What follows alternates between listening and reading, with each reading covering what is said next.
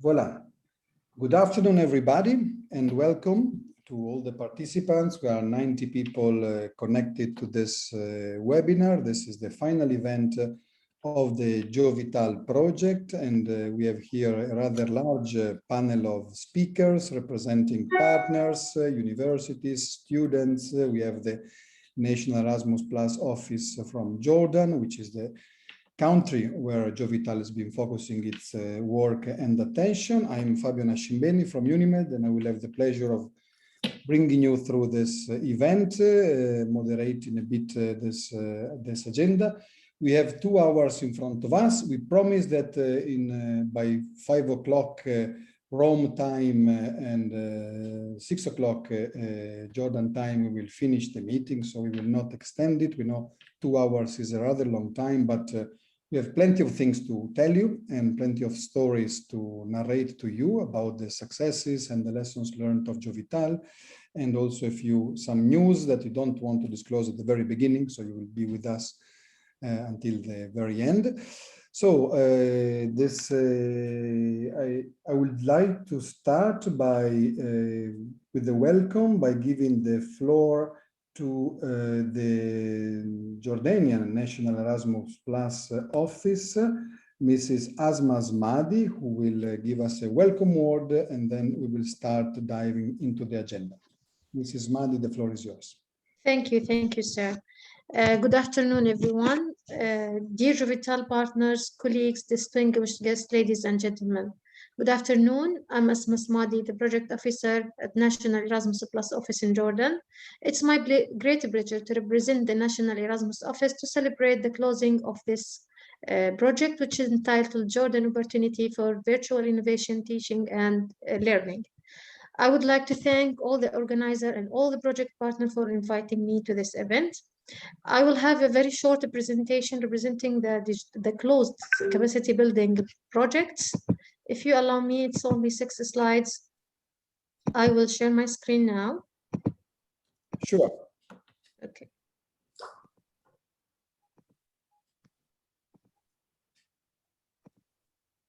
Okay.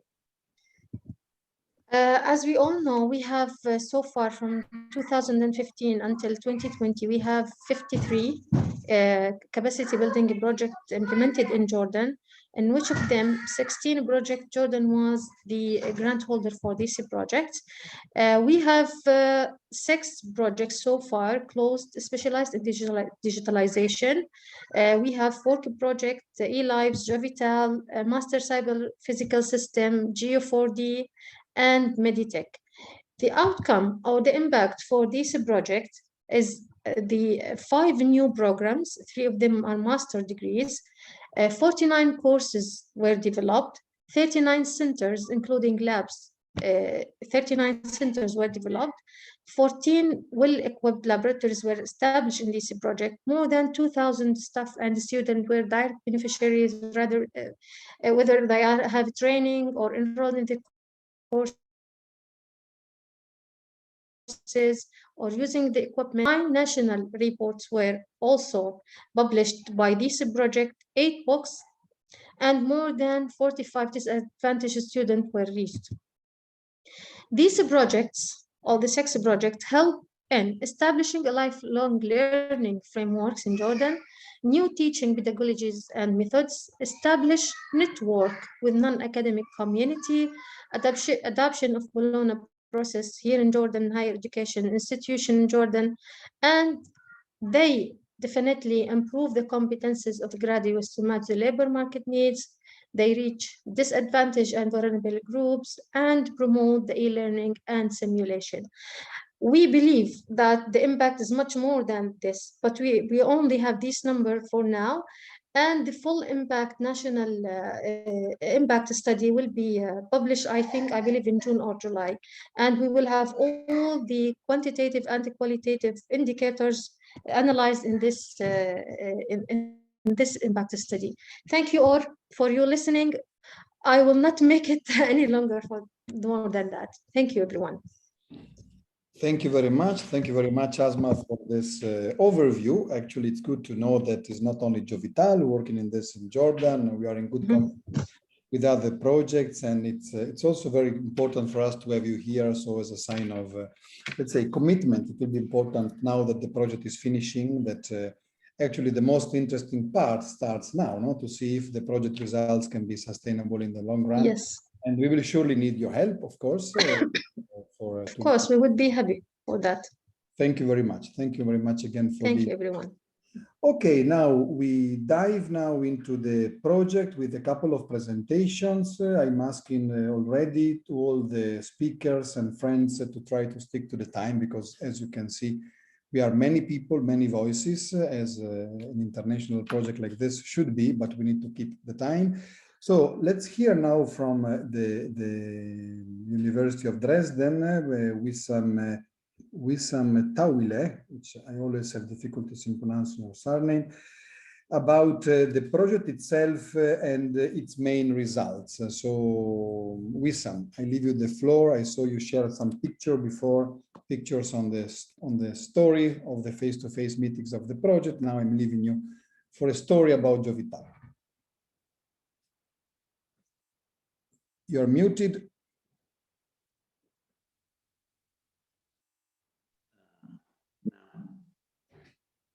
Can you hear me now? Now I can, yes. Welcome everybody to the final workshop of the Jordan Opportunity for Virtual Innovative Teaching and Learning. The combination of Jo for Jordan, Vital, bringing life into e-learning. I promise to make my presentation very short. We did this multiple times over the 3.5 years of JOVITAL. I will follow the rule. If you can put it short, then everybody would understand you. And I will try to compensate all what we did over the last years in only 10 slides, telling you our aim and objective and what we have achieved so far. The project is ending in a few weeks, actually.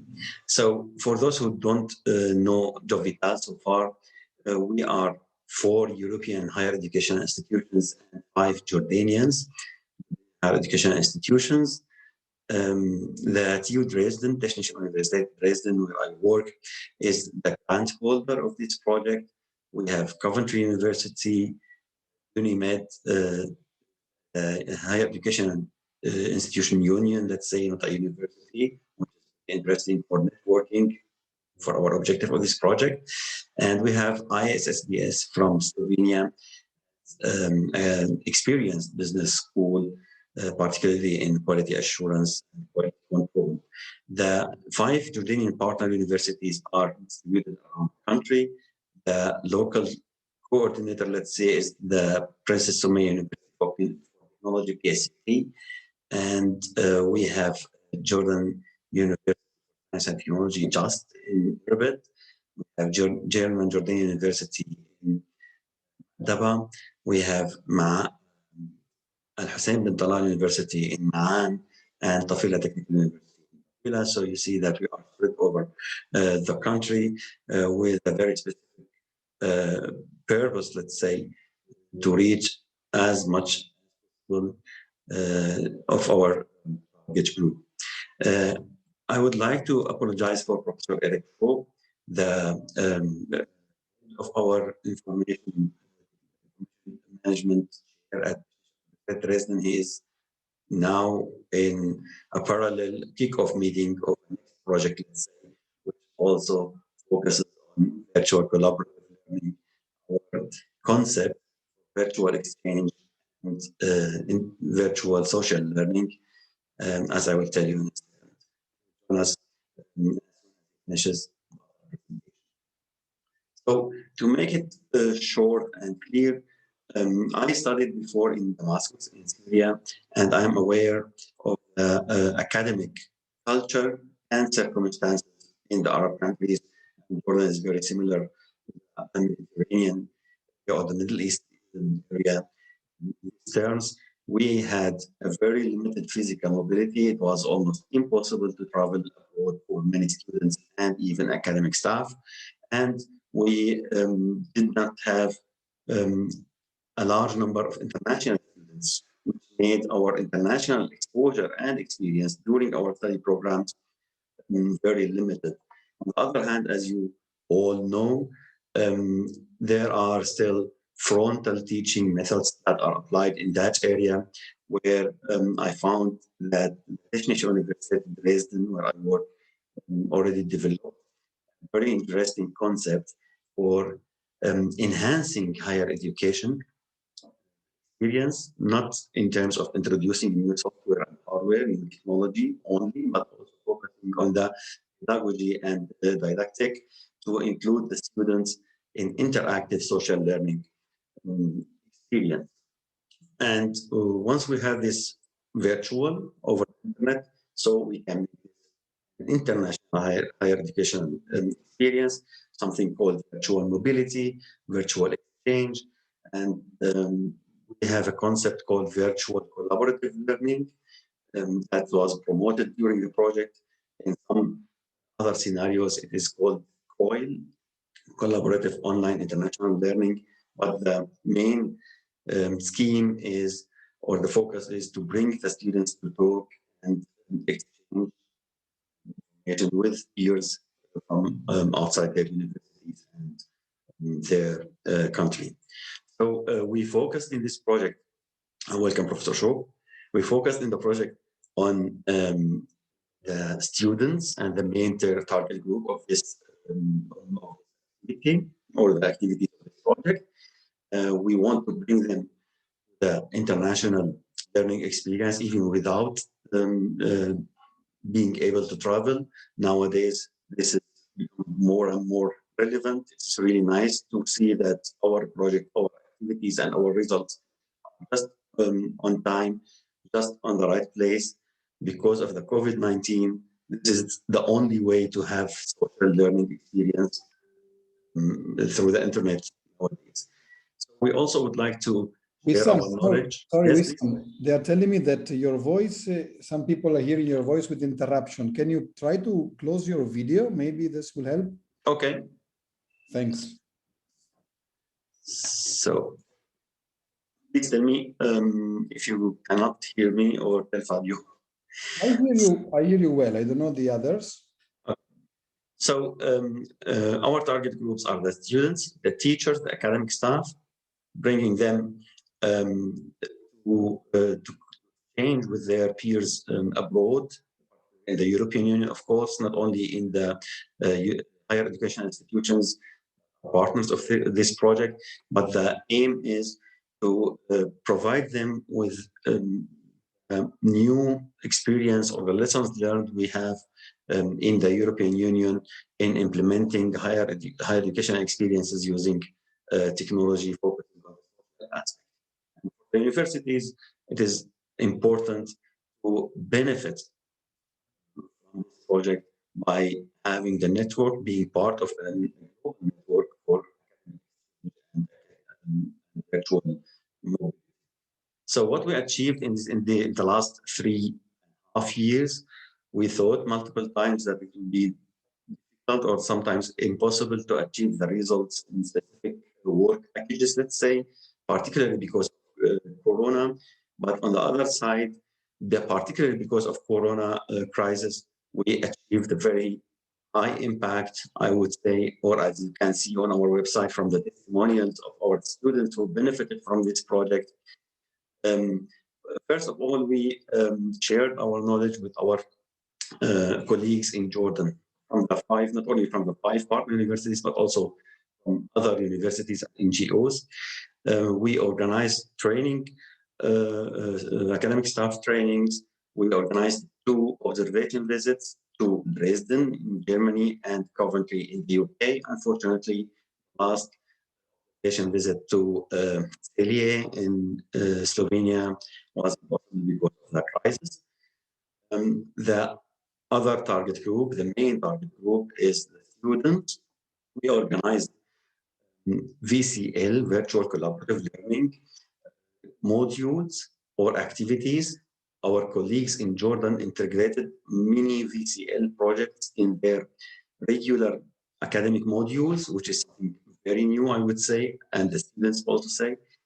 we organized, after each university tried out to introduce VCL activities in their regular teaching modules, we organized a national virtual collaborative learning course where students from the 5 different universities in Jordan work together in mixed groups on a common case study tasks, so they can they delivered one deliverable or study product, let's say, and they were evaluated based on that. The highlight, let's say, of this, or the ultimate goal of our VCL activities is to integrate the students, as I said, in the international virtual collaborative learning experience. What we did at the end of last year with students from Jordan, Georgia, Slovenia, Italy, and Germany. So it was a very intensive virtual experience for the first time for Jordanian students who worked together with their peers in a systematic academic exchange program for an intensive 6 weeks project. And what they said about this experience can be found in their testimonials on the website. Excellent news we have that are really new. We had the final event on Sunday. I was invited to this. Our colleagues in 5 Jordanian universities adopted VCL, organized their own course, integrated 6 Syrian refugee students course. So our concept to bring all students from different universities and even from disadvantaged group, like in refugee camps or in areas, was ultimately achieved as we wish. We built up through this year's virtual social learning community, which is the learning platform we are using, a kind of network where the students can exchange with their colleagues, with their peers, with teachers at their universities and at other universities. We qualified 27 Jordanian e-tutors, a concept that helps making online teaching and learning happen. So this is something that is critical for many students, for many teachers. They always lose the contact with the students. The students are not motivated or not committed to learning. When we put them in groups, when we assign e-tutors to follow up with them, to motivate them, to collaborate with them, so we can make sure that online interaction can happen with at least less conflicts and less dropouts. So we established and equipped 5 villas, as we call them, virtual innovative learning labs at the different universities in different locations, of course, of the country. And all these labs can now work together, or students can access through these labs, as we call it, virtual JOVITAL hub, the learning platform that collects all these students together in the virtual class. We also tried to reach out to our students in the different locations in the country, organize awareness sessions for our students in the 5 universities, but also for students in the camps in Atari. So we told them about activities that are possible with virtual exchange, the benefits of virtual mobility, and how they can use technology to have a first-hand experience, international experience, and prepare them for future physical mobility if this will be possible. So, as promised, these were the 10 slides. Thank you very much for your attention. If you have any questions, please go ahead or write in the chat. Thank you. Thank you. Thank you very much. We sound very clear. And as you've heard, JOVITAL did many things. Please, if you have questions or comment, use the chat for now. Then we will have place and time later on for live questions. But for the moment, use the chat. So you've heard all about all the activities. Now the classical question after more than 3 years of work is, what has the impact been of this? Actually, within JOVITAL, we've been working a lot to try to evaluate and assess the impact of all our activities, and this work has been led by Coventry University, and I would like now to give the floor to the Coventry team. We have Catherine, we have Arinola, we have a triad of speakers who promised to stay within the 10 minutes, so it's even more difficult, but the floor to Coventry. Thank you very much. Ariola, could you start the slide? Wonderful, thank you. So it's so great to be able to speak with colleagues today, and it's very great to see the photographs and the memories. My role in this short presentation is just really the introduction as to the focus of our work on the project. So myself and colleagues Ariola and Alan will continue the presentation afterwards, but we were very much looking at the evaluation of the engagement of learners and the academics and the learning that occurred through the project. The overall arching goal, just to build on what Wissam was saying, it's very much about improving the quality of teaching in Jordan HE institutions by bringing in what partners have been learning about collaborative tools in the online space, and different approaches to pedagogy and methodology, and very much fostering academic international exchange. And you can see here a photograph of when colleagues were able to come to Coventry for one of the observation visits, and it's just great to remind ourselves we did have the chance to meet physically and see one another's countries and practices, which was all a big part of the learning. So I'm going to hand over now to Alan, who's going to talk about where we started off with a baseline study to understand where the project starting points were and the lessons learned. Thank you. Thank you very much, Catherine. So yes, so way back in 2017, we commenced on a needs analysis just to sort of set the background for the project, find out what was going on in the rest of the world and what the state of the art is in terms of online learning and practices. So very much we were looking at the Jordanian case, concepts of virtual innovative teaching and learning, and providing more of a scientific document to work from to begin with, just to set the scene. As part of this, we did an institutional overview for all the consortium partners in Jordan, but also looked at the policies and strategies that were in place for Jordan as a whole, and also looking beyond just to see what goes on in the rest of the world in terms of online teaching and learning. It's quite varied, obviously, and there's lots of different avenues that the project could have gone down, but the purpose of this report was to very much seek and to set a baseline for that. One of the tools that we did use for this is called the DigComp model, which I won't talk too much on it, but it's a very useful model for digital competencies and digital resourcing for higher education. But that was the basis for our baseline reports, because that was a well-known European sort of model for it. So in terms of briefly our findings then, online learning obviously has become increasingly commonplace in higher education, and obviously, online learning should seek to include things like learner empowerment, future-facing education, also the decolonisation of education, crossing boundaries, social learning, but also this idea of transformative capabilities. And as part of this, then, institutions must consider a wider awareness of e-learning, access to infrastructure, staff training, and learner engagement too. So this was an important baseline for the project going forward.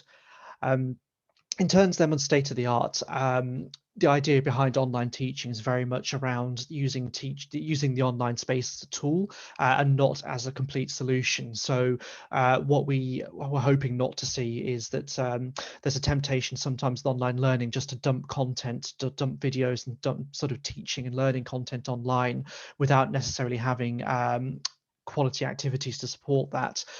What we did want to see as part of this then is an innovative, intelligent, engaging and agile and collaborative situation rather than just people going online as a repository. This is also including some of the skills I mentioned just in the previous slide around student achievement. So yes, it's around learning around a subject, but actually it's about developing this idea of global citizenship, digital skills, and ultimately getting students a job at the end, that employability element. In terms of quality frameworks, yes, we're looking at learning, development, support, education, and again, just really reinforcing that the online space is much more than a repository for information. It is meant to be a living, breathing educational space supported then by technology. In terms of the sort of strengths and weaknesses and opportunities then, the Jordan situation has a very high internet literacy, particularly for the under 35-year-olds. So the findings did find that students in Jordan, are primed and ready to learn in the online space. And there's plenty of examples of Jordanian universities already using virtual learning and collaborative learning already. So it isn't a new concept for all Jordanian universities, but perhaps this approach is scaled up as part of the JOVITAL project. And also, there's a very strong focus on this idea of disadvantaged learners, and obviously with the Jordanian situation, that does include refugees from neighboring countries such as Syria. Some interesting threats to the project was around this idea of quality and quality assurance. There is a little bit of a suspicion sometimes that the online space might not be as rigorous as face-to-face, and this is obviously something the project had to work hard to sort of demonstrate and prove that the use of the online space can be worthwhile. And also, interestingly, specific to the Jordan situation, is that at the time of the project launch, there was a cap of 25% of all higher education programs.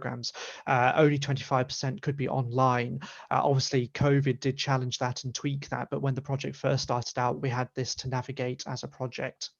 And also as well, different universities at different levels of access to technology and internet. So as part of the project, work would have to be done to sort of equalize and normalize the use of internet across the consortium. And obviously one of the major curveballs we had, especially during the latter years of the project, was the global pandemic. So this did bring some unforeseen elements to the project, including elements to do with continuity of education, a very, very strong lens on the importance of access to the internet, because obviously the internet infrastructure was quite strained with everyone suddenly trying to use it for work and for study. And also, obviously, students were taken away from their normal campus environment. So the ability of students to be able to engage with one another and to engage in multicultural, intercultural environments was kind of truncated. And also as well, with the rush to become online in terms of teaching and learning to react to COVID, we did have to make, special attention had to be put on for support with curriculum design and ensuring everyone was fully able to engage in that online space. I'll now pass over to Ariola, who'll talk a little bit more about the interventions themselves and key findings from those. Thank you very much, Alan. So I'll quickly go through this because most of it is online on our website, so you can look at that there. So these are the universities that participated in the surveys that we did at the very beginning. And what we found, as Alan said, was that there was a lot of readiness from many of the universities, a lot of them, especially because of our partners were mostly competing colleagues. They had a lot of development already done. They had a lot of awareness and the infrastructure ready to go ahead with the collaborative, the virtual aspects of our work. And so, sorry, can I ask you to switch off your camera as well, because I hear you with some strange voice. Okay. Sorry. That's fine. So what we found was that a lot of the staff were already using live discussion specifically in their lectures. Some people were already using wikis and annotating their work in many different ways. So what we wanted to achieve in this project was to emphasize collaboration. And that was quite important for us.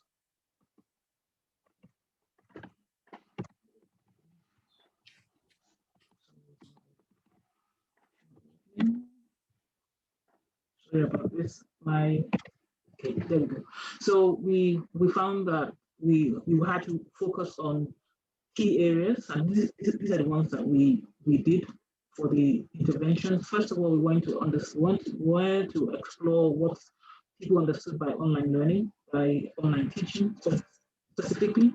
And this was made even more interesting, as Alan just said, by the pandemic. So not just deliver material, but actually using the resources to create and support learning in different ways and to make sure that learning was much more interactive. There were practical difficulties, specifically in some disciplines where this was seen to be much more difficult than in humanities. And also there was some bit of resistance because some people were not quite able, agile, or willing to engage in interactive learning, especially because it was a new pedagogical approach. We're also aware of the duty of care to students because they were not interacting face-to-face with lecturers. So you find that we use a lot of the e-tutor model there to supplement that. And we found that is very, very useful. And then the resources in terms of policy and training was quite important. The other element was confidentiality. It was important to both students and staff that the online space was secure and confidential in terms of engagement for all participants. I think most of this work can be seen on our website. So if you go onto the JOVITAL website and look for the needs analysis, you'll find it all there. So I'll hand over back to Alan to talk a little bit about the evaluation. Thank you. So yes, a number of interventions and activities have taken place throughout the years that JOVITAL has operated. And what I think one of the key successes, I think, of the project is this idea of e-tutors that Wissam also mentioned in his presentation. So early on, 27 e-tutors were trained in Dresden. And these are students who they're not academics, they're still students themselves, but they're trained up to support the delivery of online teaching and learning and act as kind of a bridge between student and tutor. So within this, it was identified that the VCL activities itself enhances a plethora of different sort of skills, including soft skills, communication, teamwork, emotional intelligence, and conflict management. And when we interviewed the e-tutors, this came through very strongly that they felt they'd got a lot of employability-facing skills as a result of becoming e-tutors. And also within this, because the Jordanian students were moving to a different country, Germany, to do the training, they did feel they developed a lot of intercultural competencies as a result of that, which then they were able to take back into Jordan and put into action. Another interesting element is that the e-tutors were considered, well, they saw themselves as a fairly privileged position. So the e-tutors felt themselves as being almost like a lecturer, which was quite an interesting element that was added to it. It was quite a sort of a positive affirmation, I guess, of the skill set that they'd learnt. So overall, I think one of the key benefits of doing this was that you know, it is a good thing for Jordanian universities, but sometimes I guess it's looking at the infrastructure that are in place to be able to train the students to be able to help them run the VCLs themselves. So following the training of the e-tutors, a total of 4 VCLs were delivered, a pilot in 2018, then a national VCL which took place just between the Jordanian partners in 2019. Then this progressed to more of an international VCL, which was included Jordan, Italy, Slovenia, and Georgia.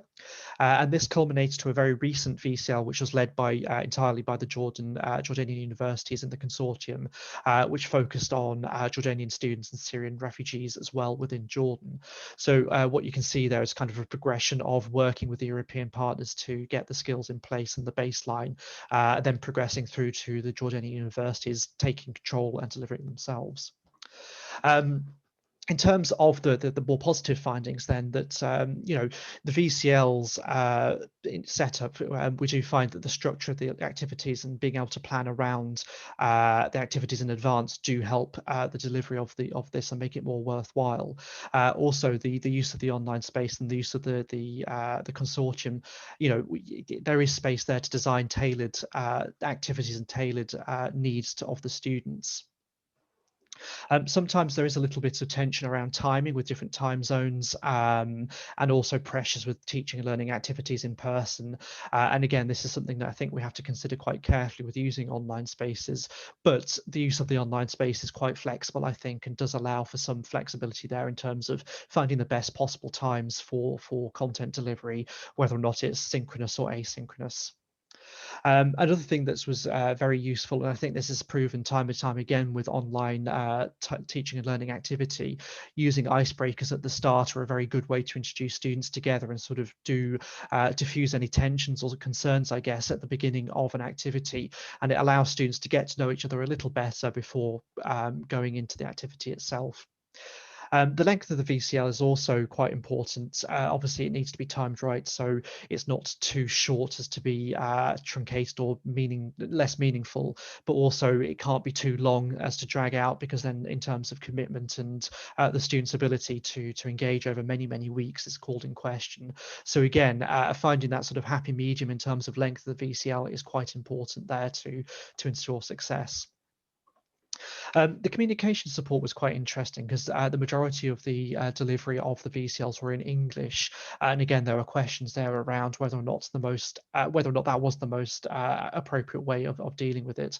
We did find that lots of students did ultimately splinter off into WhatsApp groups or other communication bubbles beyond that of the VCL, and sometimes Arabic was found to be easier in terms of that sort of communication language. So again, this is something that perhaps we can look further into and identify what is most appropriate for learners and what's best for learners in that online space.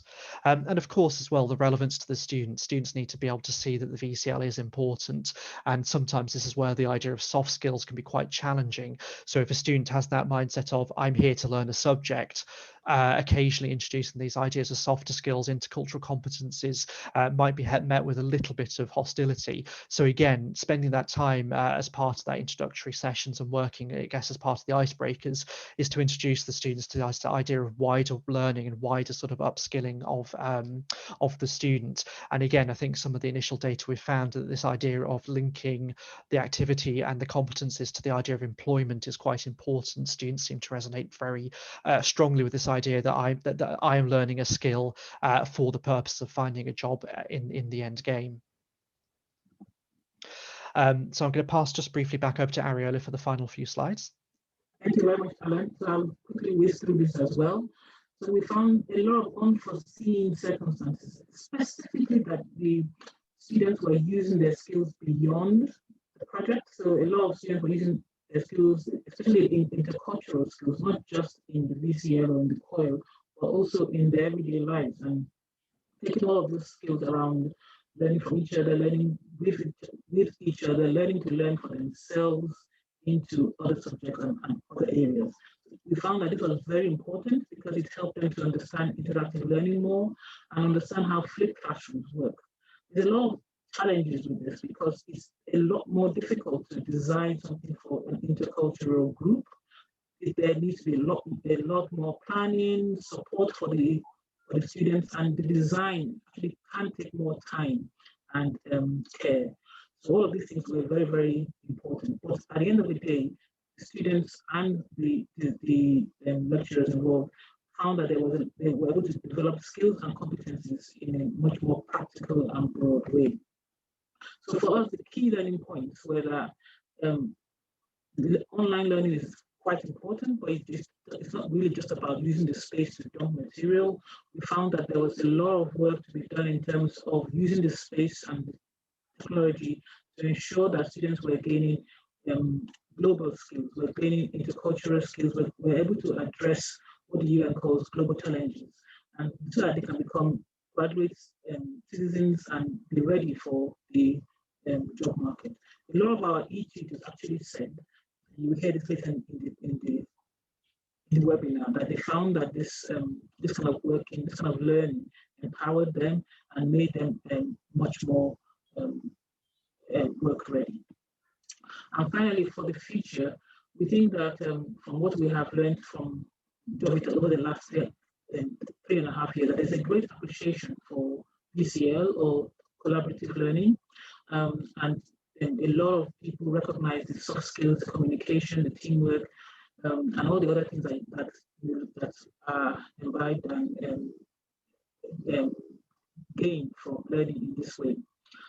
Students were able to understand much more about the internationalization process and develop their intercultural skills, specifically with the international VCL. Students from Jordan were interacting with students from Italy and Slovenia and Georgia, and that was seen as quite useful. And the VCLs complement higher education teaching and learning practices within Jordan, not just for in terms of internationalization, but also in terms of discipline specific development as well. So overall, with the VCL infrastructure, the VCL dimension is seen as good for teaching in Jordan, and this was supplemented. This was made very clear by the activities that happened during the lockdown last year, and most people on the project believe that this will continue. So that's a quick whiz through our project. I'm happy to take any questions. Thank you. Thank you to the Coventry team. I had some difficulties in here in the last part of the presentation, but at least the slides were quite informative.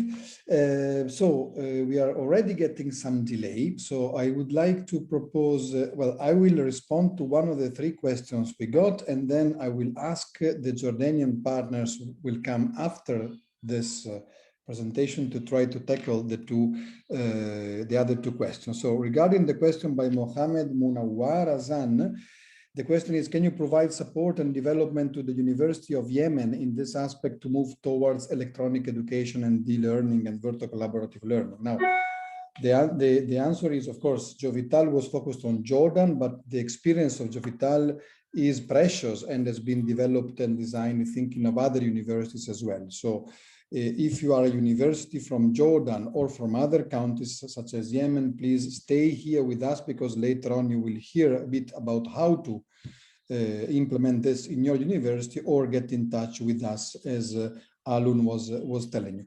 And then we have two more questions that I would like to put on the table for the next panel. One is about the platform by Samira, who is interested in knowing more about the platform used for assessment and marking, and how do students submit their coursework, and how do they receive their mark and feedback. So this is about the platform and the mechanism for submissions of assignment and marking. And the other question by Radi is about how to utilize technology to break the boredom of students who during COVID are all the time online. And so the question is, can VCL help making learning and online teaching less boring, let's say? So with these two questions in mind, I think after having heard about the impact of the project in general, so thank you again for this nice overview. I think we should move now to Jordan, actually, to the 5 Jordanian universities, the 5 partners who have been actually working for all these years to implement the project in their university. I'm asking you again, we are already a bit late, so to be brief. We will have time later on also for more questions. So, and please remember the two questions. One was about the platform and the mechanism for marking, and one was about how to use VCL to make students feel less bored. First in the list is Adi Twessi from Princess Sumaya University of Technology. Adi, the floor is yours. Thank you so much. Can you hear me? Yeah. Very well. Let me welcome all the members and visitors from different universities tonight. Thank you so much for attending this event for JOVITAL final workshop. And this session or workshop, or even let's call it a whole like a diverse meeting between European partners and also the Jordanian partners. I represent Princess Sumaya University for Technology, along with other attendees from our side, like Professor Mohammed Sababha, the Vice President. He's attended with us.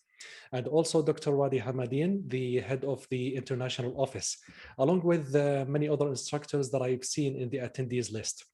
So I also welcome all other instructors and faculty members from Jordanian partners and EU partners. Giving a small synopsis of what PSUT is, I'm not going to make it as long one because I want to connect it with the VCL model. It's founded in 1991. The Princess Sumaya University for Technology is the only private and non-profit university in Jordan, non-profit and private. It's owned by the Royal Scientific Society, which we call RSS. Now it has an e-learning center in which multiple objectives are being sought. Two of these objectives actually correlate with VCL model. First one is to create a basis of multiple e-learning platforms and services to students, professors, and staff. The second one is to promote and improve the methods of e-learning among youth and adult learners. Let me begin by saying, when learners engage in discussions with other learners instead of just the instructor, the opportunities of knowledge retention is great. Why is that? Research and many practitioners and scholars show us that group activities range from informal discussions to maybe highly structured collaborative grouping activities. Now, collaborative group learning is one way for learners to establish communication with others in the course or in the class. Research and practitioners of online learning environments largely support the benefits of true collaboration through discussions and sharing of new information. A successful collaborative model, like collaborative group, for example, activity allows learners to feel a sense of community, and this is very important, and provides learners with an active role and responsibility, which is shared among his or her established groups. Online learners in a well-designed learning environments experience meaningful learning, develop higher order thinking, and begin to develop an e-learning community where collaborative group activities are encouraged. Now, this is the essence of the theory behind VCL. The value that we've got from this model is really answering some of the questions that we had already in the chatting system. So for example, how can we even engage students even more rather than having like straightforward lecturing style that maybe would get students a little bit bored along the way? And I think that VCL has the answer, specifically as Dr. Eric Scoop specified in the chat room, and I totally agree with him, is that VCL, in its essence, gives the chance to students by working in groups, in group activities.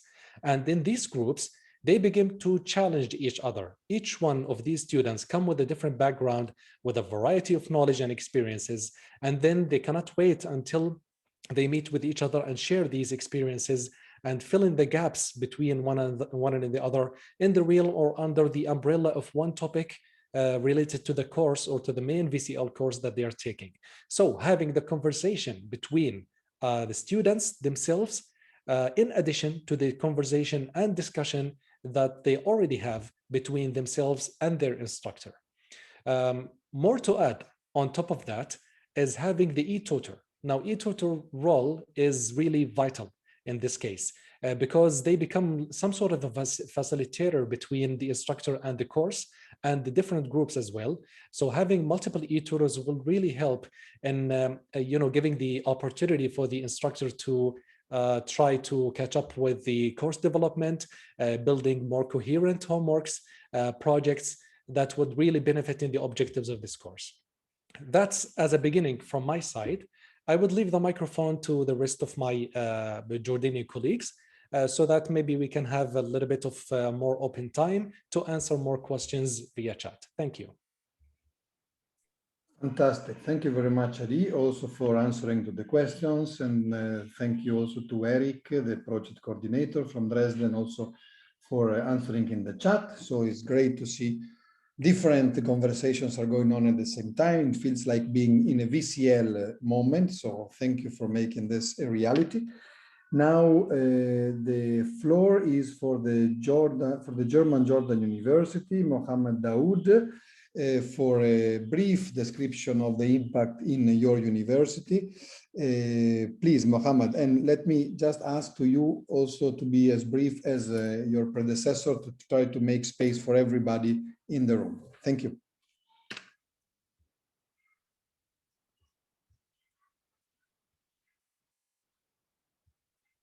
Mohammed? Now, can you hear me? Yes. Yeah, okay. Thank you, Fabio and colleagues, for for offering me the opportunity to present the role of JEJU in the JOVITAL project. So, as Dr. Adi mentioned, the online learning process involves different components and aspects. And I think now with the corona pandemic, we're very familiar with these different components.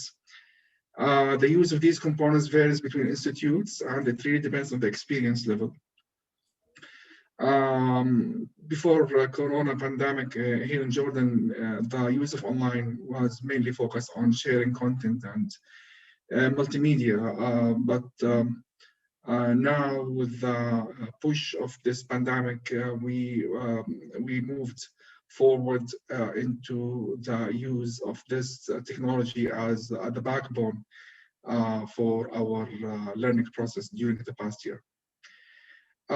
What has happened also is a major change in the regulations and the culture here in Jordan to accept online teaching as an effective and feasible learning approach. I think what has happened here in Jordan is also happening across the world. So everyone says after Corona pandemic, things will change. We're not going to get back to the same situation before. One of the effective models of online learning is the collaborative learning activities. And I would like to mention here for our students how the learning experience and the learning presence for our students look like. So basically, when we talk about educational presence, we talk about social presence. We talk about how to enable collaboration between students to work together, and we also talk about exchanging information, connecting ideas, applying new ideas, and how to get our students to that. So that's called the cognitive presence. We talk about the teaching presence, and we're very good in this teaching presence. So we offer the curricula, we offer the methods that we share the discussions and thoughts. But I think from what I realize from my students, the social presence is a major factor now. We feel insulated. You attend the classes remotely. There's not too much into the social presence, which is a main and very challenging aspect in this learning approach. And here is the major important level of the collaborative learning approach, which is focused on involving groups of students to work together to develop basically the skills through solving problems, completing tasks, and creating products.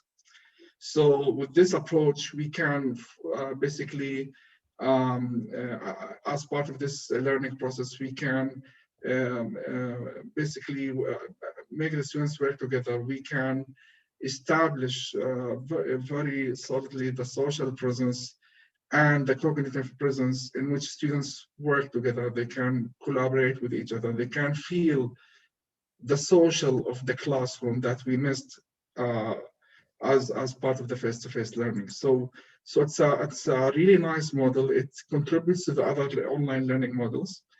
To be honest with you, before JOVITAL, I think the concept of collaborative learning was not really recognized. So JOVITAL has enabled us to realize this, the importance of this learning approach. As I mentioned before, now even with Corona pandemic, there is a strategic action plan from the ministry in Jordan to implement online teaching as a long-term action plan. So for the coming year, they're talking about blended learning percentage in the courses at the universities of between 30 and 40% to be blended, and they allow or they expect the universities to convert around 10% of their courses to be online. And this is not just for Corona. This is a long-term action plan. So, and also they're pushing for expanding the hosting and support of online teaching, not only the hardware infrastructure, but also training and using of innovative and complicated advanced learning models, in which collaborative learning will be for sure among these learning models. So all of us, I think we can see this realization of the online teaching process. So there's much of the synchronous communication. We all go to Teams, we talk. There's lectures, but we lack asynchronous communication. So we need to push more to see to use the potentials of the asynchronous communication. Also, we need to push more for the student-centered learning process, in which student is doing the learning process instead of the professor is doing the teaching process. And I think the virtual collaborative learning is key to achieve this objective. And this is part of the ministry initiative for the coming years. In terms of the achievements, I think we were very good in transferring knowledge in the field of virtual collaboration, and there were different activities, mobility for staff and students. We had discussions, virtual discussions. After Corona, we really have, as professors, realized the virtual mobility, so we can still work as a group and implement the objectives without managing or without having these physical meetings. So it was also for us this knowledge transfer. It was a challenge, but we also learned from this experience by continuing this knowledge transfer remotely. We have managed to organize several local, national, international VCL courses. So we enabled our students to work with other Jordanian, European, and Syrian students in virtual learning settings. We also have established a virtual learning lab at JGU, and we organized several training sessions in the field of virtual and collaborative learning. And we also organized several awareness sessions for JGU instructors and staff and students. So I'm not going to talk about the whole activities because there are a lot, but I think these are the kind of main directions. But in terms of future directions, of course, we are now in the process of integrating online teaching in our learning approach. We're in the final step of establishing an online, or actually called e-learning center.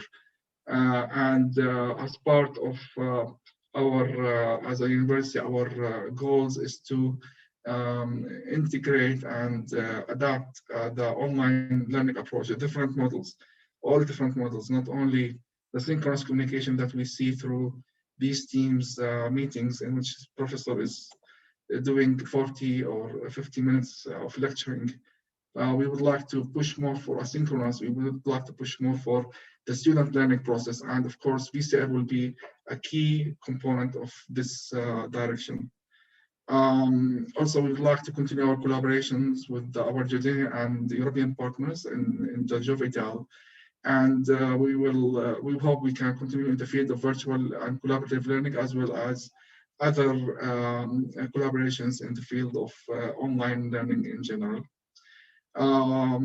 We will share our knowledge and experience with other instructors at JGU. Also, we will try to spread the knowledge we gained and the experience we had in this project with other members from the academic committee in Jordan.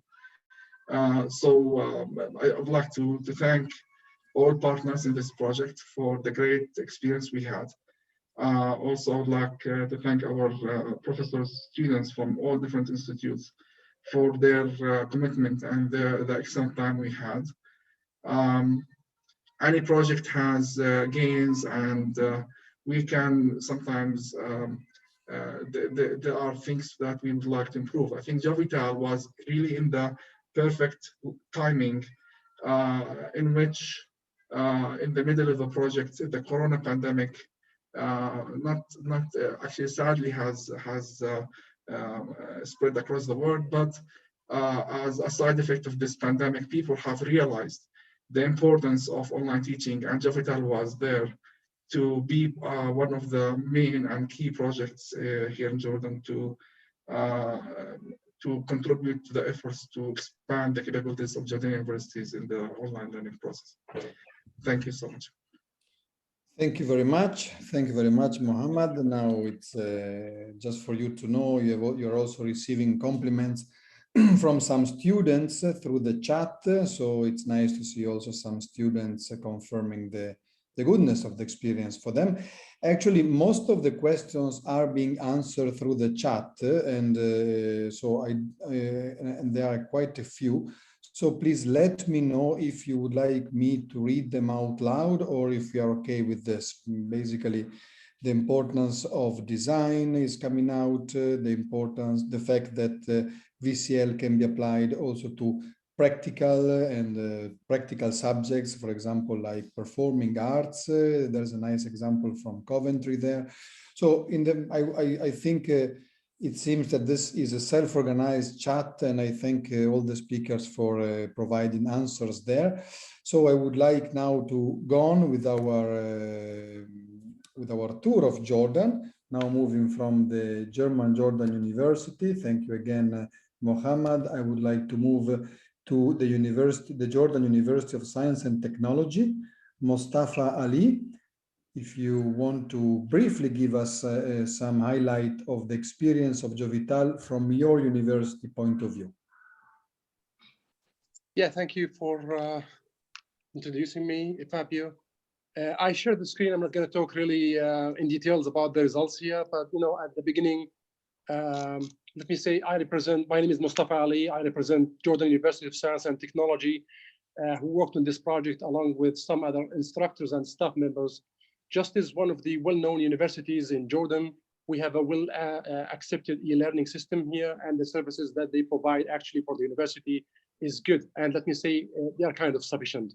However, they lack the activity that you want to have between the students, especially under the current situations or the circumstances that we live right now.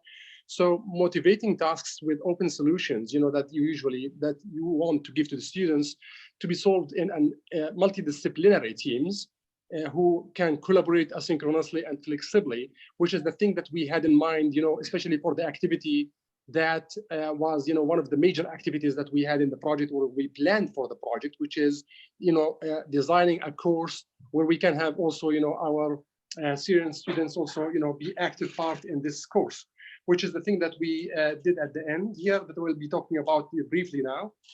These students have, who work in teams in these groups that, we organize in such courses that we develop here under this project.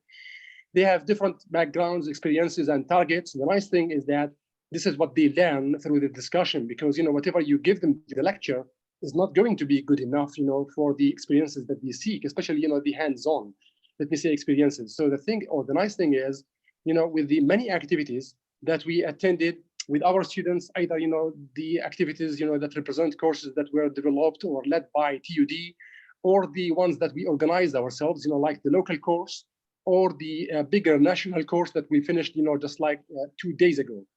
Let me just, show you like some of the results here, as you see here in the Excel file. So this is like, this is like a list of the participants. We had almost like 75 participants from all the universities, in addition to the staff members who were part of the process.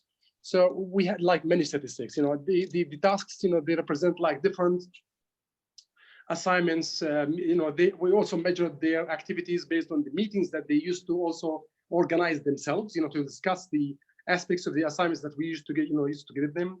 Also, the number of relevant posts they used to have also, within the discussion. So we used to monitor these students ourselves and even attend some of their meetings that they have, for the discussions. And, I was really very proud, compared to the local course that we had even before. This was really a huge success. We were really very happy with their work. And we have, like a very, very, very nice details that we can, like provide, at the end of the project with, let me say, the participation of all the students in their groups. We had like almost 9 groups. We took also samples from their works and their discussions, in the platform that they use for their discussions, which is Microsoft Teams. So things were really very organized. And, when it really gets to the, feedback, I was really happy because I get positive feedback from the students about their experiences and what they learned in this, course, under the project. They also, even some of my students who were like part of the course, the course that we used as a model course, like a prototype, where we added all the students, other students from the other universities, other Jordanian universities who attended. They asked me to keep the group work, and they would like to continue in this manner, for later assignments and cases, because we had a requirement where we asked them to have at least like 1 IT student in each team and 1 mathematics student, because the nature of this course is a statistics course, okay, applied statistics course, and also, the other students from the other, let me say, disciplines, like, for example, medicine or business or engineering. So this was really very nice because, at the end, these students were really happy. They pointed out, they talked about opening up higher education in Jordan and integrate disadvantaged groups, including women and rural areas inhabitants, in inclusive virtual classroom settings, educational case studies. The students really loved the new experience and welcomed the new methodologies and felt it is really very beneficial in the mainly new international settings. At the end, I would like to thank all the partners for their help and making this work. The students who were really very active part in this, and without them, this thing would never have been, successful. And now I will leave the space for my other colleagues to talk about their wonderful experiences under this project. Thank you. Thank you, Mustafa. Thank you very much. A slightly different perspective, but this completes the picture. And the students will come in 10 minutes. So students are there among the speakers to tell us their story. You're right. They are actually the real protagonists of the adventure.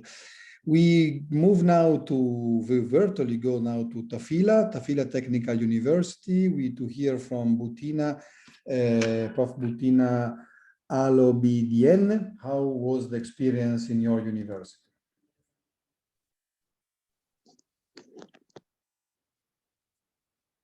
Butina, are you with us? You were with us before, but I cannot see you now.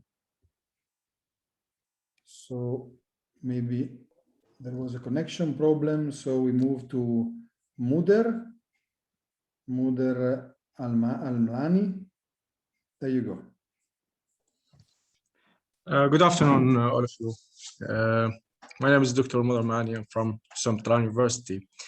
First of all, I would like to take this opportunity to thank the EU and the Dresden Technical University and our Europe partners, and special thanks for Professor Eric Schopp and Wissam for their offers, also for the local coordinator, Prince Sumaya University, for their offers. Actually, I'm not gonna repeat, that's what we said, other partners, that's the same. I want to share the experience of the Central University. We are the only university in my state. We are very far from the capital. It was very good experience for our students and our faculty members to share their experience and to share the courses with the others, and to get that knowledge from the other university, like what Professor Mustafa did the last course with the data science. It was a great experience. Also, to be honest with all of you, before the COVID-19, no one they're gonna believe about the e-learning, especially with universities. And after that, because we had that experience before 2 years of the COVID-19, it's easier for the students and for the faculty who were with the JOVITAL to convert directly for the e-learning system. There is no problems, okay? I'm not gonna explain more because I'm gonna repeat all of that's what my colleague said. Just I wanted to share some photo with you about Hussein Talan University. That's the students. It was a great experience with them. That's the first, I think all of you are seeing. That's for, we had actually, we had 10 courses during the 3 years in university with more than 300 students and more than 10 faculty members. Also, we had many meetings for the JOVITAL, the partners from Jordanian and Europe universities. Also, that's the participation of in Coventry University. Also, this is the lab from the EU for JOVITAL project in Hussein Talal University, and now all the students they're using this lab to participate in the e-learning and other activity in the university. Fantastic. Thank you very much. Actually, also great to see some pictures of what happened and what also will be left there as a legacy, not only the methodology and the experience, but also the equipment, which, as we heard from Coventry, is something which is important always to keep in mind. Of course, it's important to include as many students as possible. Great. So while we wait to see if Buthina from Tafila is coming back, I think is now the time to give the floor to the ones that should let's say that should be in the center, that have been at the center of the JOVITAL process, that are the students. So we have asked our partners to select a few students and tutors, e-tutors, or students also who have been trained to be e-tutors by the project. And now we would like to run this in a rather informal way. So I would like to give the floor to Adi from Princess Sumaya University for him to interview the students, to ask a few questions. I'm just introducing them. Azam Galal, Ghena Al-Saleh, Randhani Rawand Hidmi, and Aya Mohanad. My God, today I'm terrible with pronunciation. Today I'm normally terrible with pronunciations of these names, but forgive me. So Adi, I'll give you the floor to ask about this experience from the point of view of the students. Absolutely. Again, is the voice hearable? All good. All right. Hello, everyone. Again, thank you so much for being with us, our students, and who some of them were also e-tutors taking place in in the national course. عزام جلال, غنى الصالح, رند هدمي, رند هاني عفوا, روند هدمي, وآية مهند. First, let me give a round of introduction. I would like for you to maybe try to give us a glimpse of what is the added value that you had in your experience in VCL model. So first, I would like from each one of you to introduce yourself. Which university do you represent? Maybe talk to us about your specialty, and then what's the added value of VCL? We would love to hear from you. Let me begin, alphabetically speaking, with Azzam. Okay. Welcome everybody. This is Azzam Radman from Jordan University of Science and Technology, from the Data Science Department.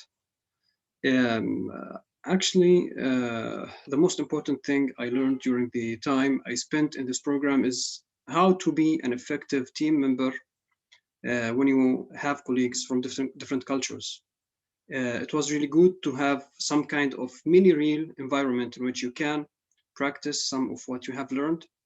I mean the group which contained people from different cultures. And we actually had some challenges, maybe like some of the team members were not up to our expectations in terms of participation. However, I think this was outweighed by the benefits we gained during this period. Awesome, perfect. Thank you so much, Azzam. Moving on to let's see, Ghina Saleh, if she's with us.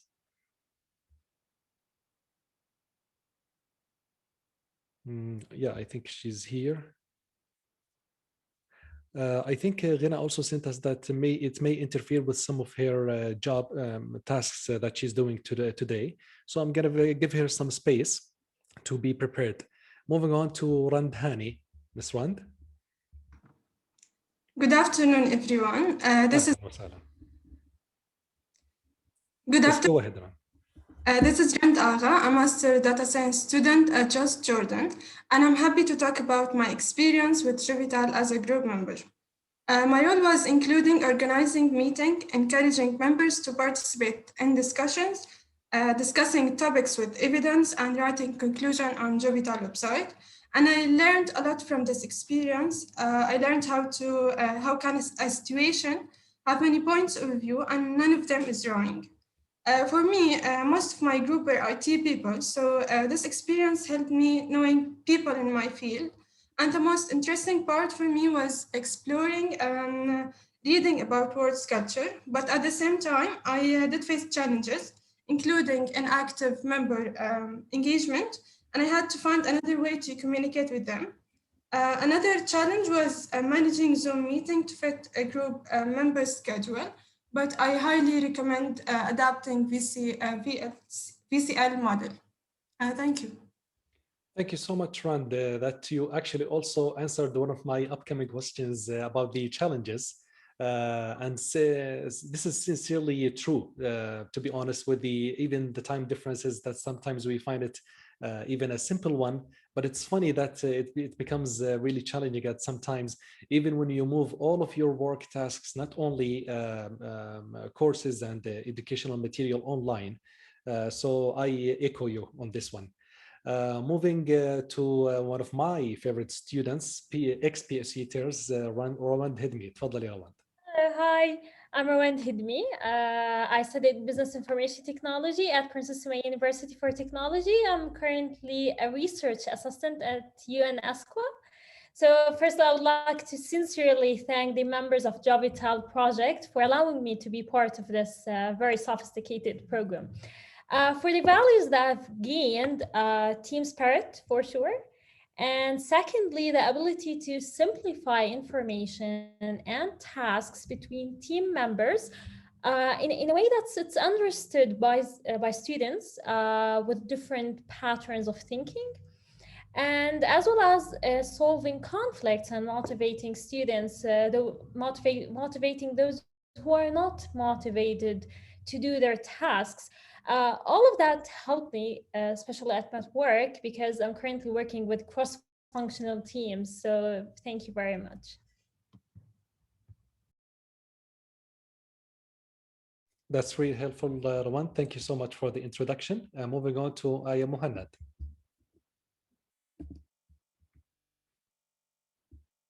Where is Aya?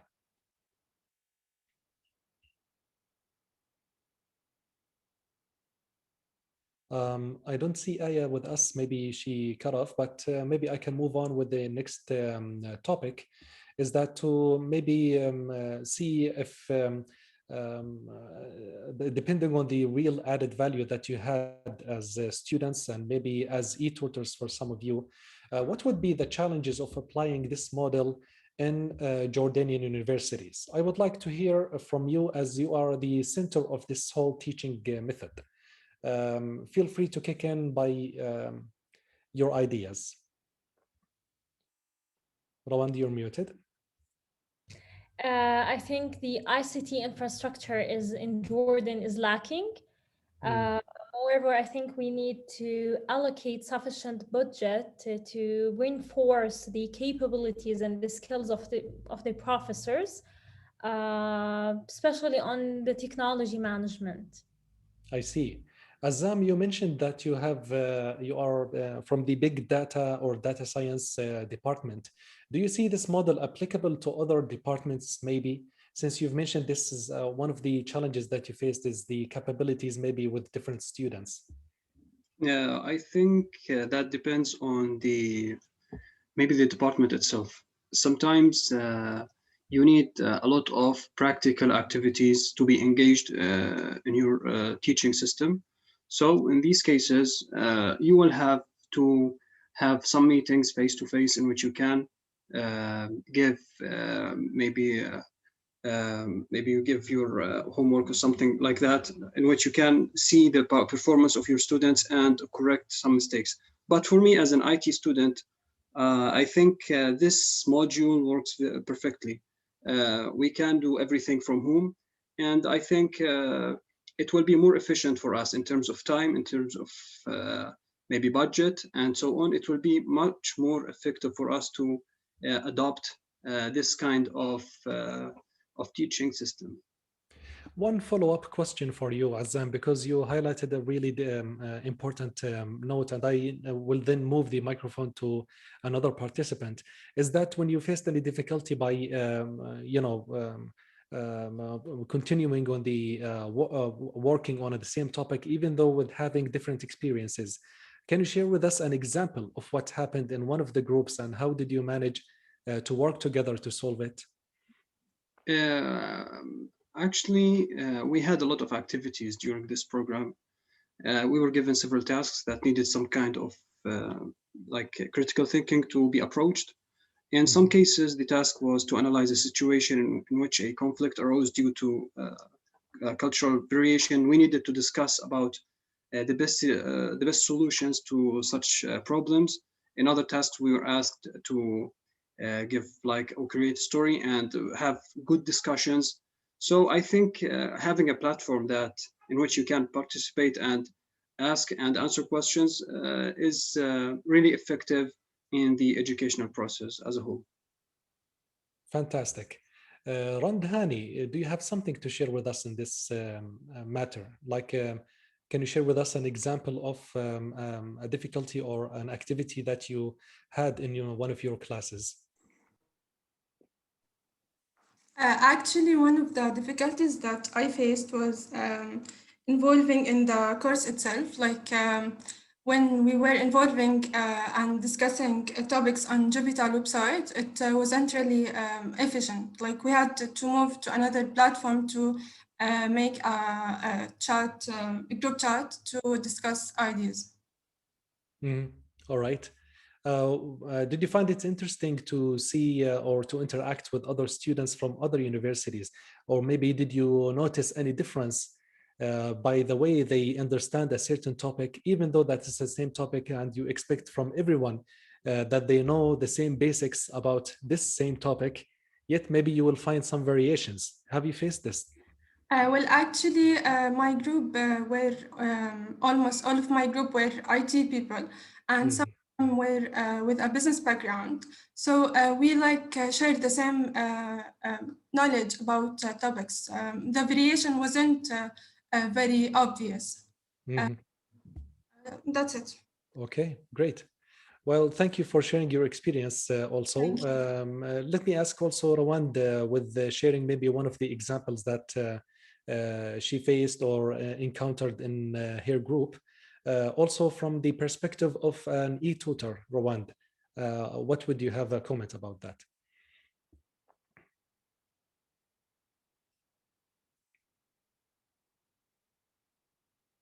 I think it keeps disconnecting people for some reason. Zoom had multiple cuts, to be honest with you, in the past 48 hours. So that's maybe why people keeps kicked out in that matter. Anyway, but I think that in this, well said, Ron, thank you. Okay. I think we got a general impression of the whole experience. Of students. Yes, absolutely. Yeah. And it was a congratulations to the students. Sure. It was really to the point and providing actually very, I would say, deep thoughts about this. And of course, you're welcome to keep on commenting through the chat. Thank you very much.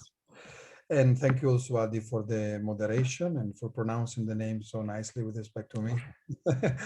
Now, it's time, as was said before, JOVITAL has been working for 3 years and a half, which is actually a rather long period. We are getting close to the end of the project, and the main concern, not only now, but in the second part of the project, I would say, for all of us, as well as for the European Commission, for the Jordanian NEO, the National Erasmus Plus Office, and so on, is about the future, is about sustainability, is about exploitation of the project results. And of course, JOVITAL was a national project, so the first concern is exploitation within the Jordanian partner universities of JOVITAL, but also within other Jordanian universities, and why not in other universities of the South Mediterranean region. So here we have this the session now, let's say the session which we called a look at the future, followed, or I would say not even follow, but together with an open discussion on the large-scale implementation of JOVITAL,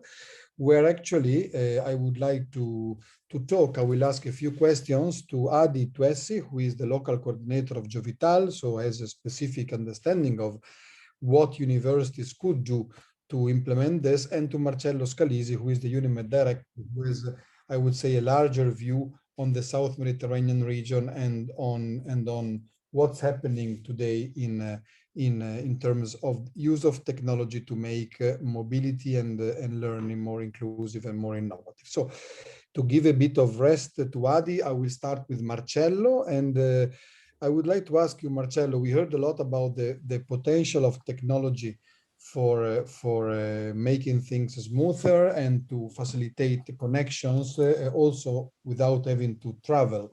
And this is a concern. Mobility is a strong concern for UNIMED. So what's your view after all you've heard about JOVITAL, about the importance of technology and of vertical collaborative learning at the regional level in the Mediterranean? Thanks, Fabio. First of all, let me congratulate with all the partners and the students for the presentation. And it's normal to say at the end of a project, congratulations for the work that you did. But in this case, I'm very, very impressed because in particular for students' participation, which is one of the key issues that every time the European Commission asks us in all our projects in some way, how to involve as much as possible students. And I think that JOVITAL shows us how important it is to involve students in all our international activities. Obviously, this topic of virtual exchange, digitalization, and so on is quite relevant at the moment, in particular for the urgent request for our education to this COVID-19 pandemic. And I have some, my first impression is for instance, what is the situation of another project, another program very important, launched by the European Commission some years ago, which was the virtual exchange program. That was last year. We were in the situation that we were close to the end of this initiative after 3 years. The project ended at the end of last year. And in the midterm, the European Commission was not so convinced to continue. Now the COVID-19 arrived, and they understood that they absolutely need to reinforce this digital dimension, and also to see in the future to launch new virtual exchange program, new activity on this, and so on. This is just an example to show us that sometimes European institutions or international players are more concentrated on how to answer to urgent needs instead to plan all this activity in the long term independently by this crisis situation. Mobility, as you said, Fabio, is one of our key issues for UNIMED. We believe that we need a stronger mobility program for our students in the region. As you know, the Erasmus Plus program at the moment finance around 10,000 scholarships per year for students that want to move from European side to Southern Mediterranean and vice versa. And obviously the 80% of this scholarship are dedicated to Southern Mediterranean students that want to come to Europe. But in any case, it's not enough. And for the European Commission, it's very difficult to do something more. UNIMED believe in this idea that we have to contribute to create or to reinforce this Mediterranean generation. Students, community able to understand each other, able to know our differences and to use it as richness and not as an obstacle. And in this sense, I think that all this virtual dimension surely could help us to reinforce this dimension, this Mediterranean generation, because through virtual exchange, through virtual this virtual dimension, you are able to, in some way, to know about another education system, looking at our case, to know more about another universities in particular, to know more about another culture before to move to have a period abroad. And I think that we have to reinforce as much as possible this virtual dimension, not only for students, I mean, also for university cooperation. I think that there is absolutely room for improvement, many other things to do, and we absolutely need projects that were successful, like JOVITAL, must show their results, must use their experiences to show to other partners, to other universities. And in this, I think that the Jordanian witness that I listened today, they could surely offer their experiences to the other colleagues in Jordan itself, but also in the region, to try to improve this dimension. For sure, for UNIMED, the physical mobility remain one of the most important programs for us to improve Euro-Mediterranean cooperation. But independently by our request to European Commission, international player, to do something more on physical mobility, I think that we have to work all together to reinforce also this virtual dimension with all the problems that we have in front of us, of course. We have also to try to answer to all the problems, technical one, cultural one, and so on. But again, not thinking that we remain virtual. We sure need, hopefully soon, to come back to travel, to come back to organize events in common, why not organize a summer school, physical one, and also some virtual one, and so on. We need to break in some way this wall that someone is trying to create among us in the Mediterranean Sea, because European Union countries, but Europe in itself, generally speaking, without cooperation with the Southern Mediterranean countries, collapse. This is the reason why the importance of students' cooperation, students' participation in all our activities is surely important, independently by the means that we will use. Thank you very much, Marcello, for this broad view, actually, on the importance of mobility and innovation, and also of making sure that this wall is teared down as soon as possible. Now, Adi, the elephant in the room, the main question that is, I mean, we heard before from a participant from Oman, and the question is, let's say that we convinced all the participants, we are more than 100 people now, let's say we convinced all of them that this is something they want in their university. It's good for the students, is efficient in terms of time and resources.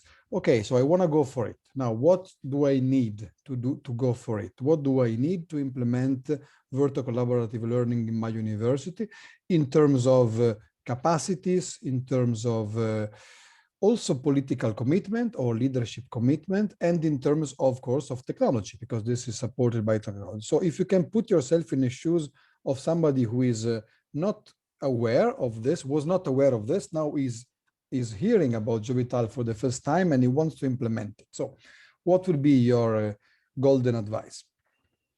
My advice would be starting from the point where the Ministry of Higher Education first implemented the regulations of e-learning in general.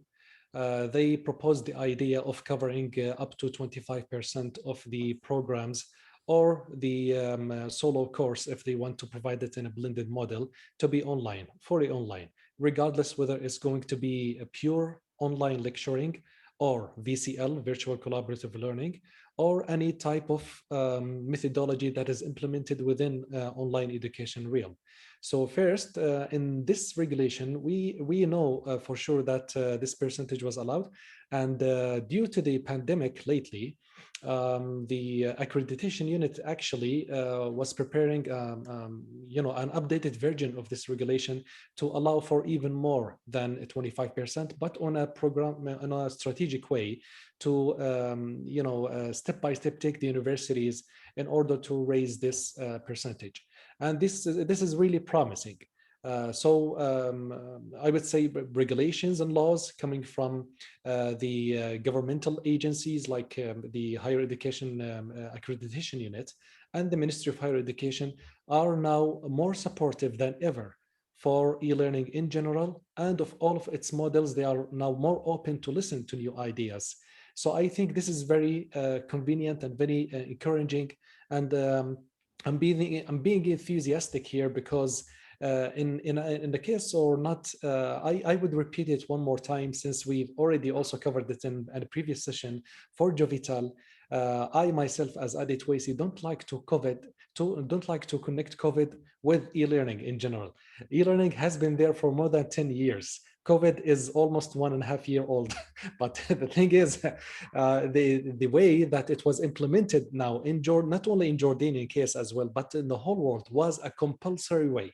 Now, some universities across the world, just as some Jordanian universities, were not ready for this instant move to digitize every single course and go live online.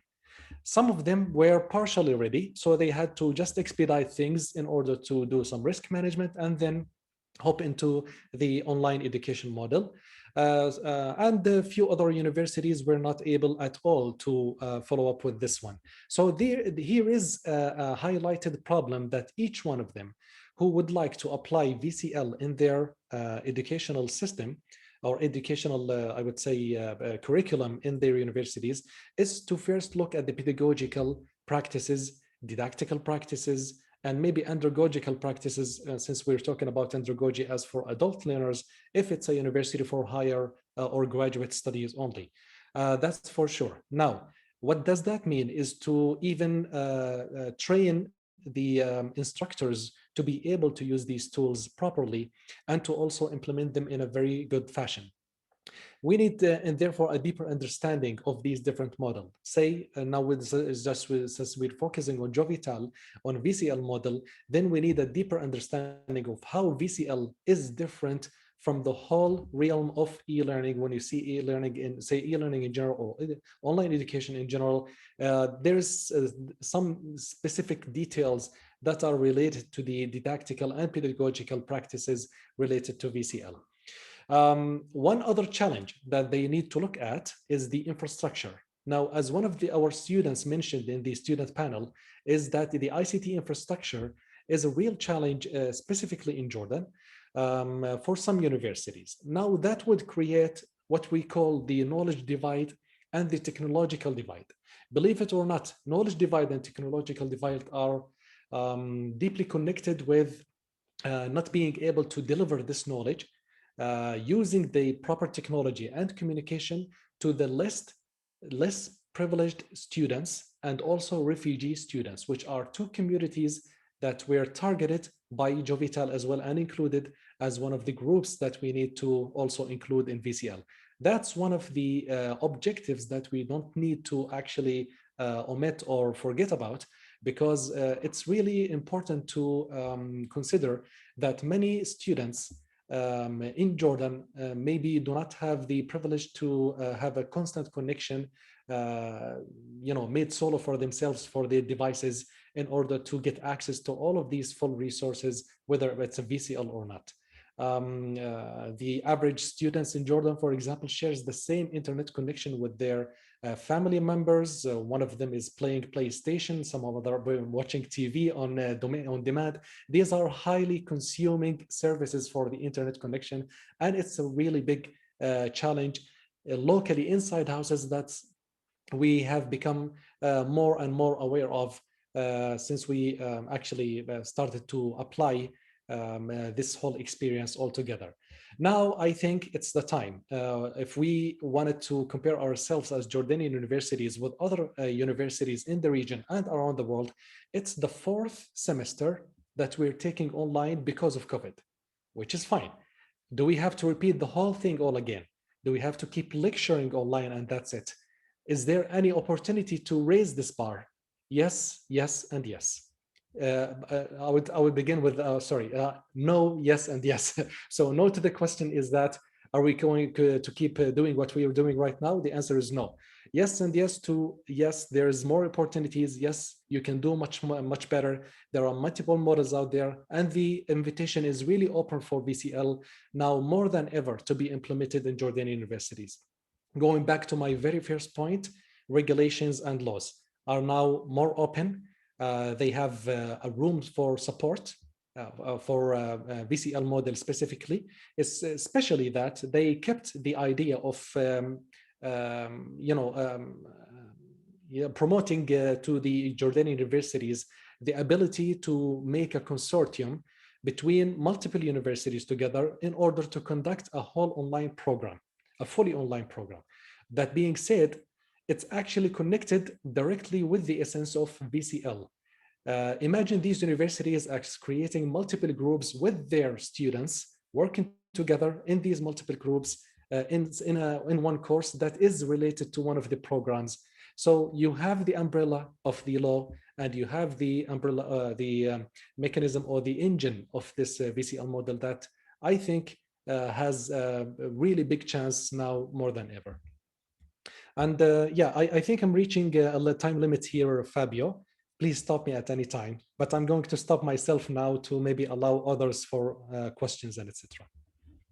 Thank you very much, actually. And I have another question for both of you before opening quickly the floor. But before this question, I would like actually to prepare, let's say, the official launch. Let me look for it of the let me open it, of the JOVITAL statement. Now, JOVITAL has been working, the JOVITAL position paper or statement, actually, I'm starting from what you just said, Adi, of the very good moment and very propitious moment for innovation and technology from a Jordanian point of view. As Marcello was saying, this is happening everywhere, not only in the Mediterranean region. I mean, governments have understood that some flexibility is needed if we want to be more resilient when demands is there for more flexibility.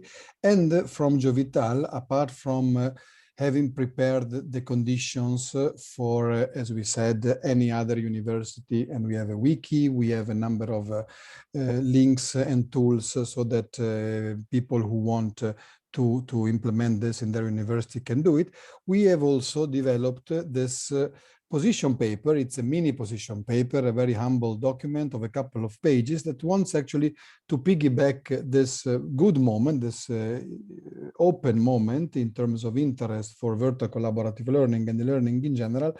And this has been, is the result of common work of the partners, and we would like to launch it now. And actually, basically what this paper says is that tells the story of JOVITAL in one page. It says what is vertical collaborative learning, and then it says that it pledges for a higher incorporation of the VCL approach in the higher education sector in Jordan and in the Mediterranean. So as you can see here, we have a few recommendations that I would like to leave on the screen. And I would like now to call first for there are 4 categories of stakeholders we are looking at and we are targeting. The first is policymakers and university management staff. And I would like to ask Marcello, what, in your opinion, how we could get the message to policymakers and university management staff? The message is very simple.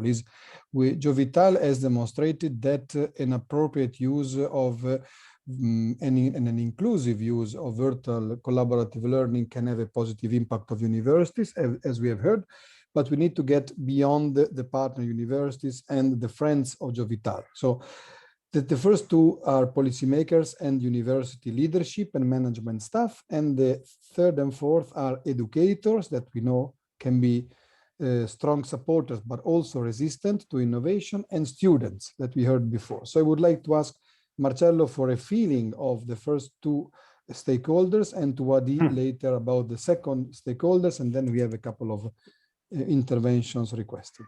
Marcello. Thanks, Fabio.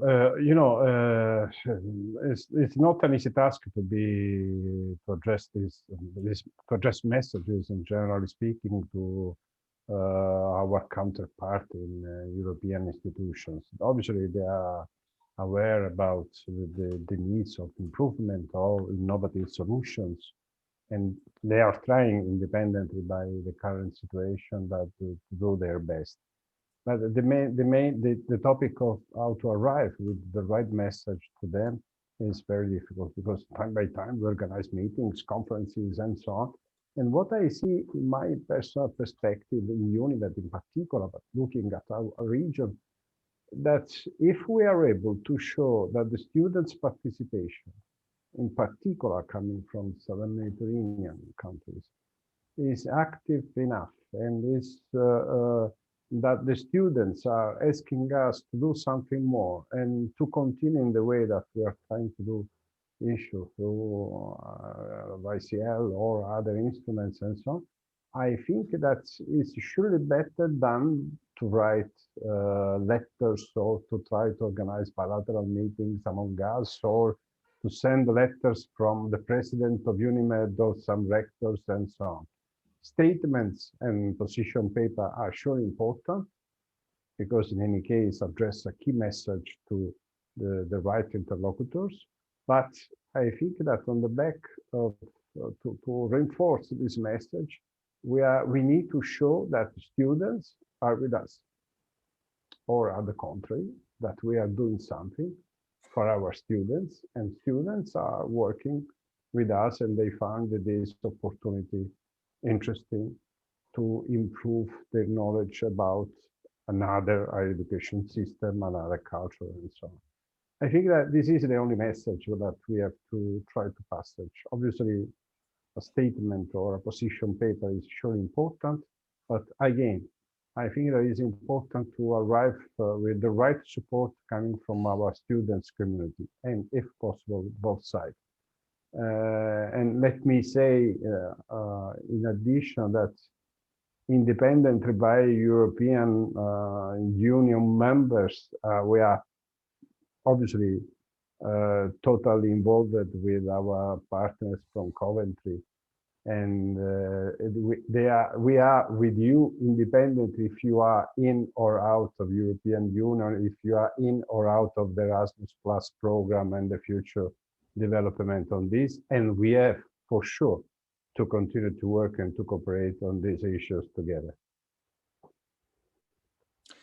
Okay, so Adi, Marcello was mentioning the importance to leverage on students. So students are the best testimonials, and also the ones we should build upon, let's say, and use positively to convince policymakers that change is needed, and that this is one of the ways to go. So question for you, how to leverage on students and on educators? I think it's always connected with the bottom-up approach. Let's put it this way: when multiple universities show data-driven, or I would say data-based evidence of the collaboration that is happening in between groups inside one course, multiply that by multiple courses that are supervised and provided by multiple professors, that would actually make a very good case inside the university itself. So imagine this on a larger scale.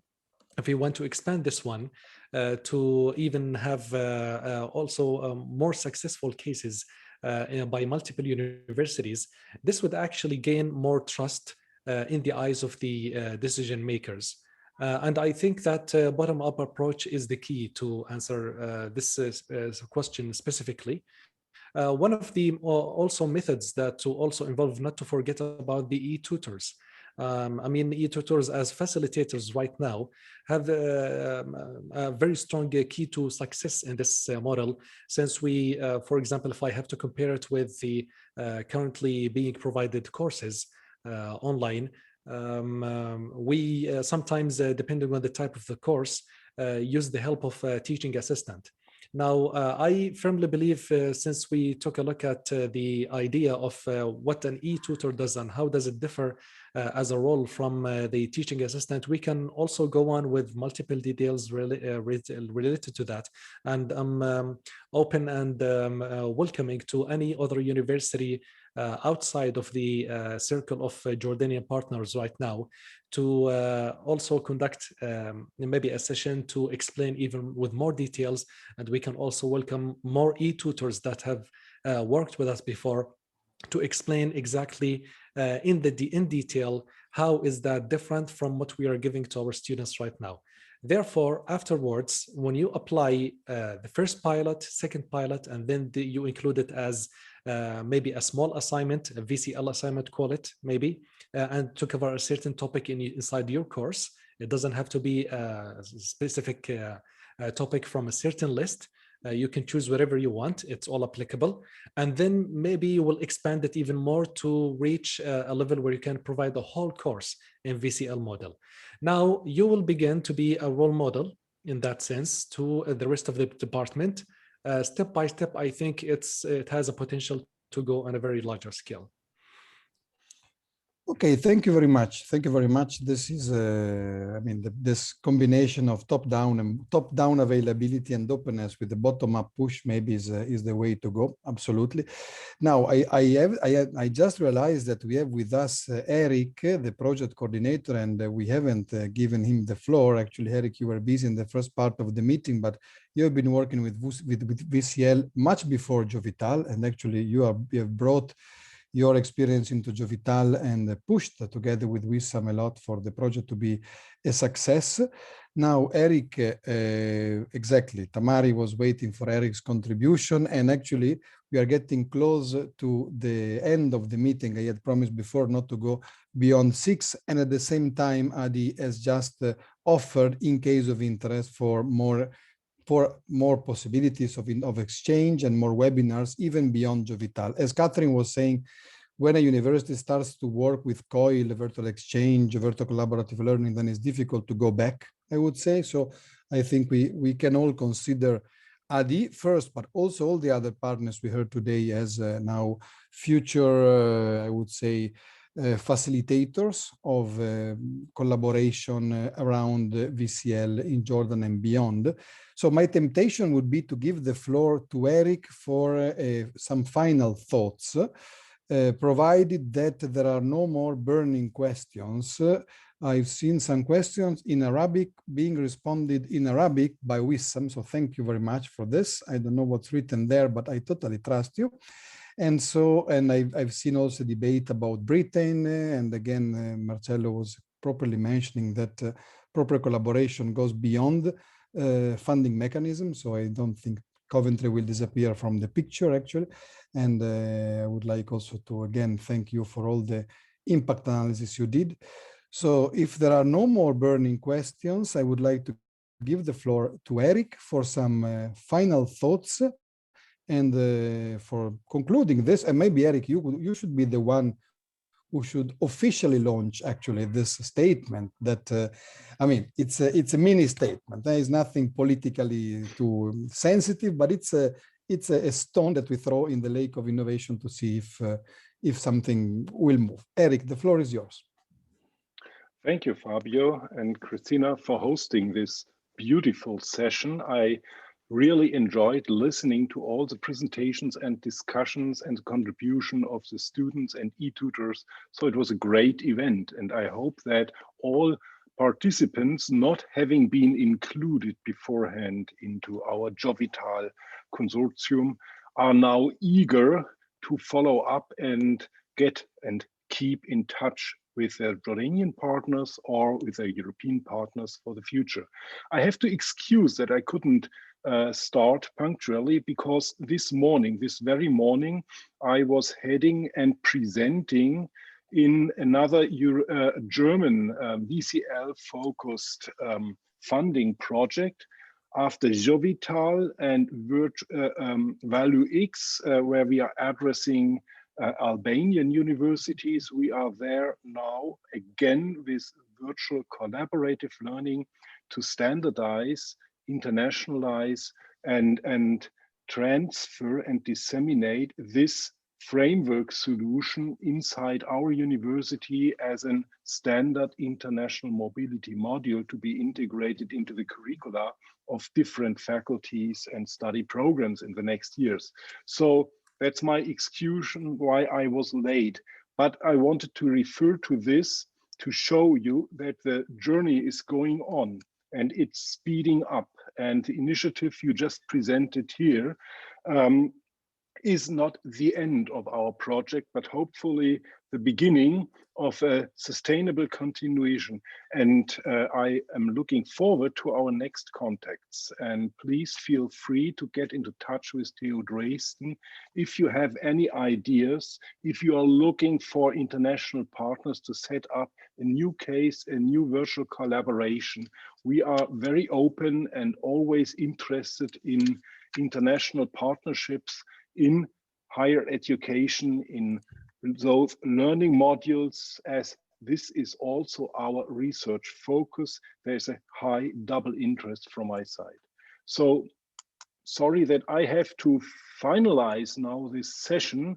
I don't want to do that, but as you argued into that direction, I would say if there is no final word from anybody else, I would like again to thank Fabio, thank all the presenting colleagues from Jordan universities today, thanks the students and e-tutors and all the participants being interested and asking questions, and I followed the lively chat. So it's a great event and it's a new beginning, and the statement you just enrolled a minute ago is maybe just our next instrument to gain publicity and to look forward to a common future. Thank you very much. Thank you very much, Eric. So I think we can consider the event closed, and all of you will receive a link with the recording of the webinar if you want to share it with your colleague. Now it's your task to spread the gospel of virtual collaborative learning and of JOVITAL among your networks and communities and universities. And you will also receive the link to the PowerPoints that we've been using. I saw a question before in the chat, and I think also a very short evaluation questionnaire for the event, if I remember well, so that you can let us know if you like the event or not. And I would like just to thank all of you for your participation and to wish you good health, at least until this summer, when COVID will be over and we will all be happy and we will meet for the next occasions together. Thank you, Asma, also for your opening. Thank you, Eric, for the closing. Thank you to all the speakers, the students, and all the participants. And have a very good and healthy and safe evening. Bye-bye. Thank you all. Bye. Bye. Bye. Bye-bye. Bye. Ciao. Ciao. Bye-bye.